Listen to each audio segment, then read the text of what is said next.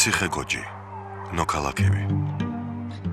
ეგრისის სამეფოს დედაქალაქი ციხე-გოჯი, რომელსაც ბიზანტიელები არქეოპოლის, ანუ ძველ ქალაქს უწოდებდნენ, მდებარეობდა დღევანდელი სენაკის რაიონის, სოფელ ნოქალაქევის ტერიტორიაზე.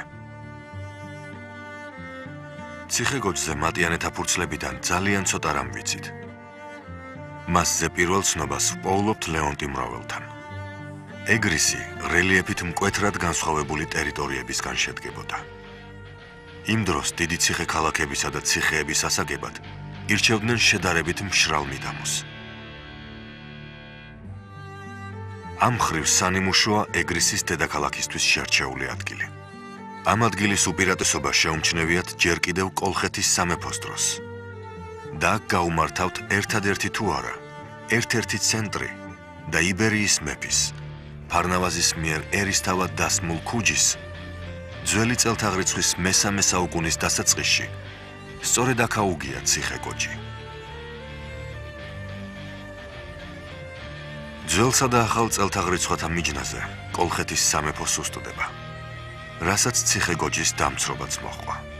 ხოლო ახალი წელთაღრიცხვის მესამე საუკუნის მეორე ნახევრიდან, როცა იწყება ეგრისის სამეფოს წარმოშობა და გაძლიერება, მისთვის ცენტრად ისევ ძველი ცენტრი შეურჩევიათ. სწორედ ამიტომაც ბიზანტიელებმა ამ ქალაქს არქეოპოლისი, ანუ ძველი ქალაქი შეარქვეს. ამ პუნქტს ადგილობრივნიც ნოქალაქევს, ესე იგი ნაქალაქარს ეძახიან. ციხე-გოჯი არქეოპოლისი რომ მთავარი ქალაქი იყო ლაზიკაში, ამას მე-6 საუკუნის ბიზანტიელი ისტორიკოსი პროკოპი კესარიელიც გვამცნობს. იგი როდესაც ყვება სპარსეთ-ბიზანტიის ომზე ლაზიკაში, ერთგან წერს სპარსეთის ჯარების სარდალმა მერმეროემ, როდესაც მდინარე ფაზისი, რიონი გადალახა და მის მარჯვენა მხარეს აღმოჩნდა, წაიყვანა ჯარი ერთი ქალაქის, არქეოპოლისის წინააღმდეგ, რომელიც არის მთავარი და უდიდესი ქალაქი ლაზების ქვეყანაში. იმ ეპოქის ციხე-ქალაქების ნანგრევებიდან არქეოპოლისი ახლაც აშკარად გამოირჩევა. რადგან ქალაქი გაშენებული იყო რთულ რელიეფზე, ასეთივე რთული გეგმისა იყო მისი შემომსაზღვრელი გალავანიც. ქალაქისკენ ორი გზა მოემართებოდა, სახმელეთო და სამდინარო. და ქალაქსაც ორი შესასვლელი აქვს. პირველი მათგანი სამდინაროდ, დასავლეთითაა და მასზე მოხვედრა კაპიტალურად ნაგები გვირაბით შეიძლება. მეორე ჭიშკარი სახმელეთო, აღმოსავლეთითაა, ვაკეზე მიმავალი გზის პირდაპირ. ნოქალაქევის ფორტიფიკატორ არქიტექტორს მაქსიმალურად გაუთვალისწინებია ადგილმდებარეობის ყველა ნიუანსი. ციხის გალავნის მთელი პერიმეტრი 3 კილომეტრს აღემატება. აქ კედლები არსად არაა მთელ სიმაღლეზე შერჩენილი. გალავნის მთელ სიგრძეზე მრავალი სხვადასხვა დანიშნულების ნაგებობაა. დასავლეთით ეს არის მცირე ზომის ციხე, რომელიც ქალაქის ამ მონაკვეთის დამცველად სპეციალურადაა აგებული. იგი თავზე ადგა მეფეთა სამყოფს და ამ მონაკვეთში მტრის მოძრაობას აკონტროლებდა.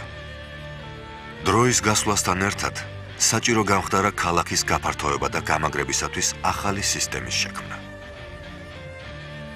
ეს სამუშაოებიც ფორტიფიკაციის უმაღლეს დონეზეა შესრულებული. მაღალი გალავანის საბრძოლო ბილიკზე, რომელიც 14-15 მეტრის სიმაღლეზე იყო, მოხვედრა ძნელი იქნებოდა. ამიტომ მისთვის ქვის განიერი კიბეები მიუშენებიათ. დაცვასთან დაკავშირებით კიდევ ერთი საინტერესო დეტალია აღსანიშნავი. რადგან ქალაქში წყალი არ იყო, ამიტომ სამხრეთისა და აღმოსავლეთის მთელ ხაზზე დიდი ქვევრები ჩაუდგამთ მიწაში. ამ ქვევრებს წყლით ავსებდნენ, რომ მეომრებისთვის ბილიკზე წყალი დროულად მიეწოდებინათ. ქალაქის ციტადელი გაჭიმულია მაღალი მთის პლატოზე. მისი გეგმა სამკუთხაა. ციტადელის გალავანში ორი დიდი და ერთი პატარა კოშკია ჩადგმული. ერთ მათგანს გალავნის აღმოსავლეთის ბოლო თითქმის დაკავებული აქვს. მეორე კი ჩრდილო-დასავლეთის კუთხეში დგას. ამ 20 მეტრიანი კოშკიდან კარგად ჩანდა სამხრეთით კოლხეთის დაბლობი, დასავლეთით და ჩრდილოეთით ტეხურის ვიწრო და ღრმა ხეობა. ხოლო აღმოსავლეთით აბაშის ხეობა და მისი მიდამოები.